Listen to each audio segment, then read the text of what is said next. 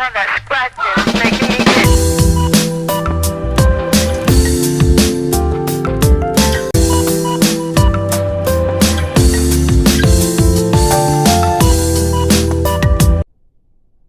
Assalamualaikum warahmatullahi wabarakatuh.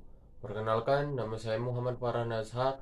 Saya dari kelas 11 MIPA 2. Di sini saya akan menjelaskan tentang gelombang cahaya. Apa itu gelombang cahaya? Gelombang cahaya merupakan gelombang transversal yang arah rambatnya tegak lurus dengan arah getarannya. Gelombang cahaya dapat dipantulkan jika mengenai sebuah bidang, baik itu rata ataupun tidak. Gelombang cahaya dapat diteruskan melalui medium gas, air, ataupun itu padat. Cahaya adalah salah satu bentuk energi yang dipancarkan oleh benda atau sumber cahaya dalam bentuk gelombang elektromagnetik. Cahaya juga adalah suatu gejala fisis.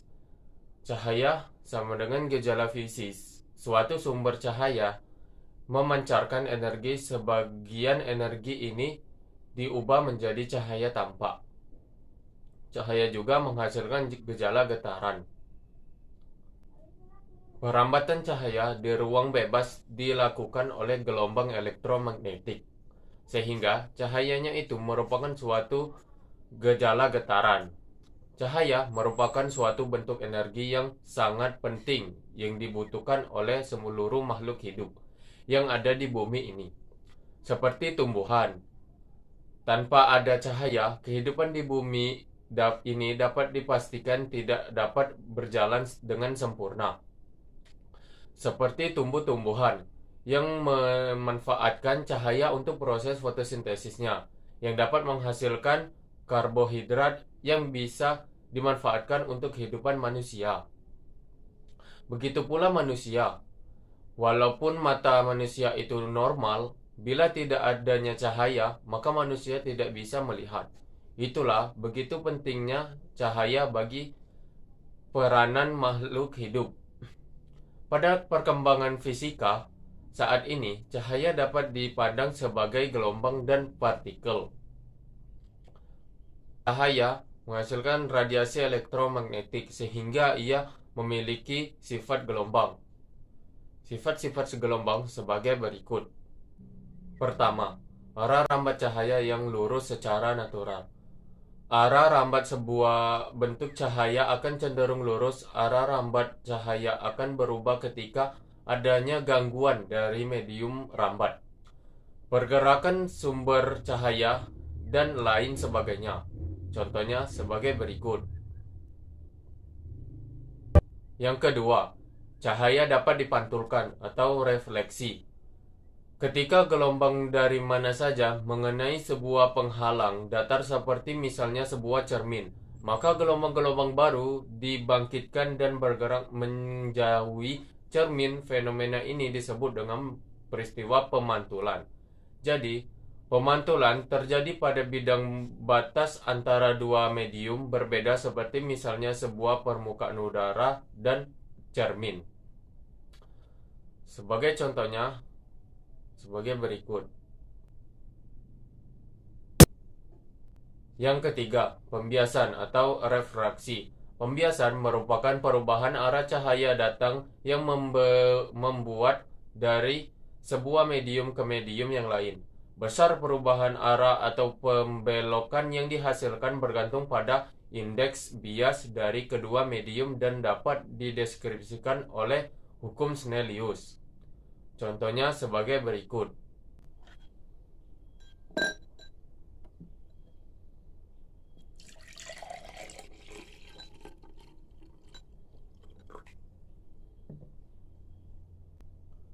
Yang keempat, difraksi. Cahaya adalah penyebaran gelombang cahaya karena adanya halangan. Semakin kecil halangan penyebaran gelombang, semakin besar cahaya yang dihasilkan. Syarat terjadinya difraksi adalah lebar celah seorde dengan panjang gelombangnya. Contohnya sebagai berikut. Yang kelima, yaitu dispersi, dapat diuraikan. merupakan proses penguraian cahaya. Sir Liyong Norton menjelaskan bahwa jika sebuah sinar polikromatik melewati prisma, maka sinar tersebut dapat dipisahkan dengan panjang gelombangnya yang berbeda atau monokromatik.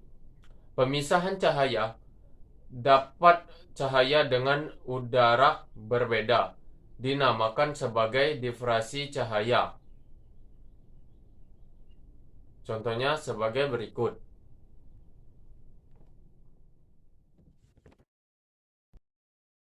Cahaya dapat diarahkan. Polarisasi merupakan proses pengkutuban atau penyerapan cahaya sehingga dihasilkan arah gelombang cahaya yang sesuai.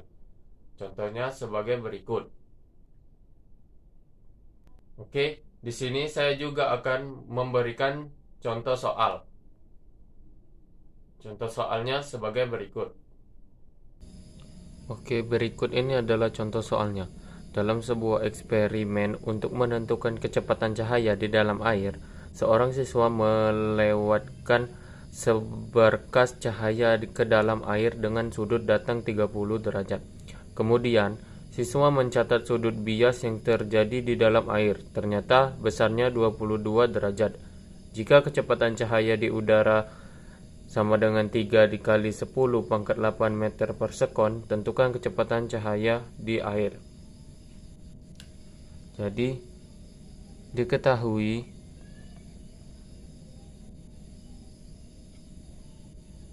sudut datangnya sama dengan I 30 derajat. C sama dengan 3 dikali 10 pangkat 8 meter per sekon. Sudut biasnya yaitu R sama dengan 22 derajat. Yang ditanya kecepatan V.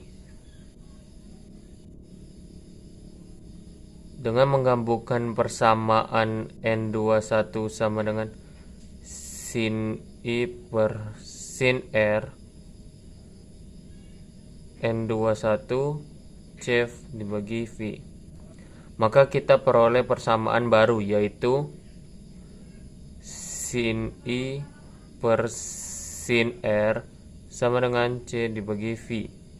Dengan demikian, kecepatan cahaya di dalam air V dengan rumus berikut.